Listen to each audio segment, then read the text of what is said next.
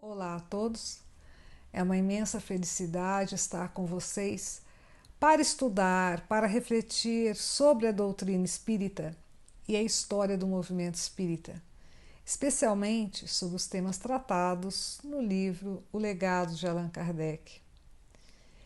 Entre as prioridades de Allan Kardec estava a elaboração de planos para a organização do movimento espírita.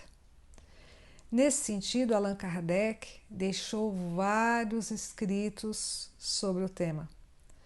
Por exemplo, em O Livro dos Médiuns, na obra Viagem Espírita, em 1862, e na Revista Espírita. Sobretudo, nos artigos Organização do Espiritismo, publicado em dezembro de 1861, e Constituição Transitória do Espiritismo, publicado em dezembro de 1868. Recomendamos aos interessados que estudem os textos de Allan Kardec sobre a organização do movimento espírita.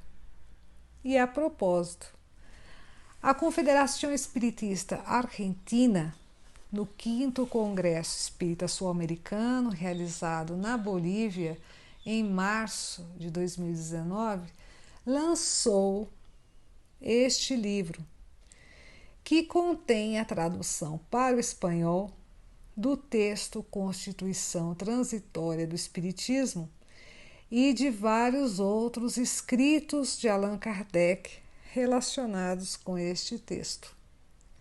Este livro encontra-se disponível para download gratuito no portal da Confederação Espiritista Argentina.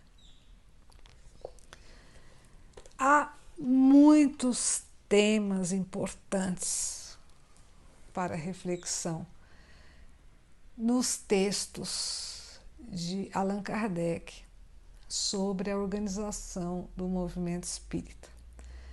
Não vamos estender-nos muito e, para isso, nos concentraremos em alguns pontos fundamentais. Em primeiro lugar, Allan Kardec ressalta a grande importância dos grupos e sociedades ou centros espíritas na organização do movimento espírita. Allan Kardec observa que a organização do movimento espírita depende do ponto de partida. E qual é o ponto de partida? O grupo e a sociedade ou centro espírita. São o alicerce do edifício do movimento espírita, a base. E Allan Kardec também ressalta a necessidade de diretriz para o movimento espírita, a fim de que o movimento espírita não se desvie. E qual deve ser a diretriz para o movimento espírita? A diretriz para o movimento espírita deve ser as obras de Allan Kardec. As obras de Allan Kardec. E por que as obras de Allan Kardec devem ser a diretriz para o movimento espírita? Porque as obras de Allan Kardec foram elaboradas mediante elevada assistência espiritual e critérios seguros. E quais foram os critérios utilizados na elaboração das obras de Allan Kardec? Os critérios da lógica e do controle universal do ensino dos espíritos.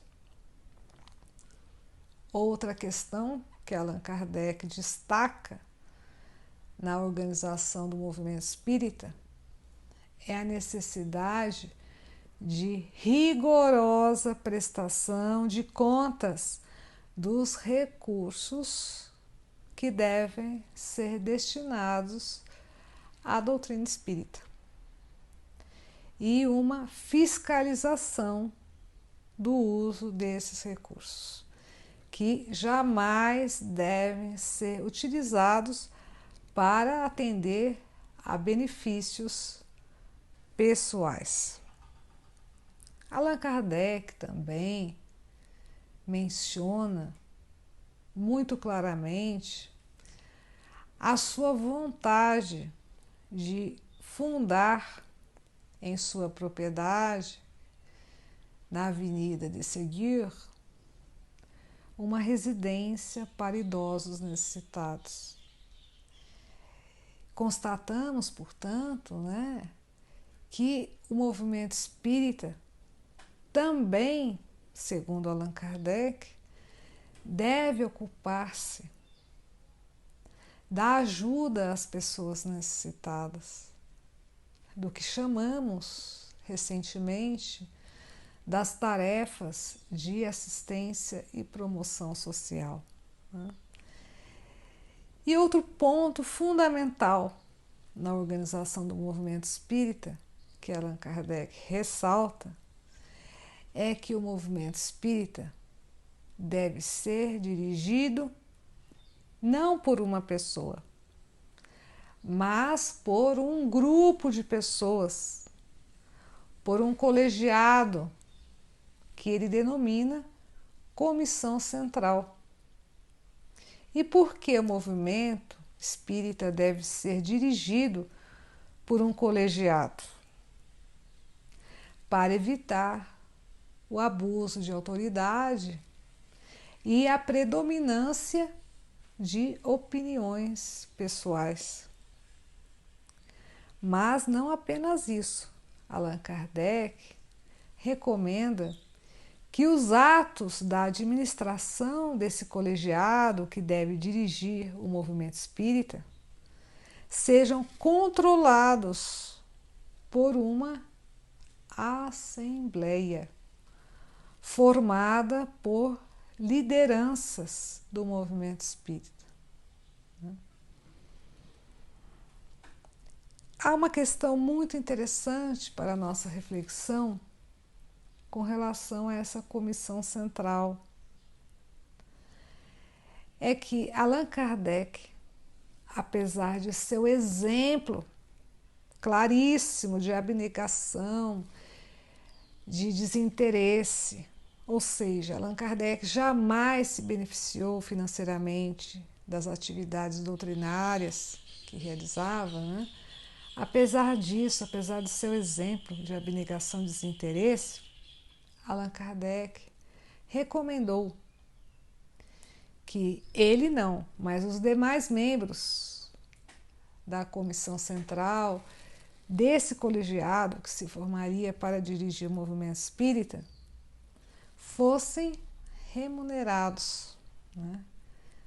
Fossem remunerados.